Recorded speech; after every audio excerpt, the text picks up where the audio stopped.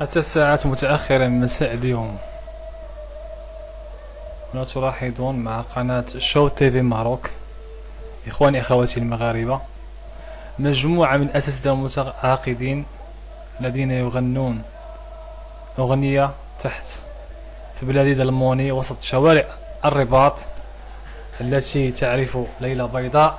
اليوم يوم السبت 23 وهنا منتصف الليل، وهنا 24 من يوم الأحد الساعة الأولى من يوم الأحد. كما تلاحظون هناك أساتذة متعاقدون من جميع أنحاء المغرب الذين يقوموا بالمسيرة السلمية في شوارع الرباط ليعبروا عن احتجاجهم ورفضهم للقوانين الجديدة التي تود الحكومة تطبيقها عليهم.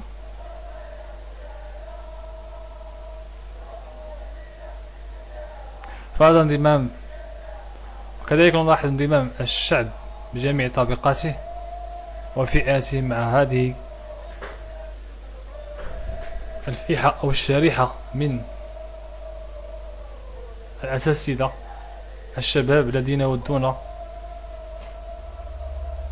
أخذ حقهم بيدهم والتعبير عن رفضهم المطلق لقرار الوزارة الوصية.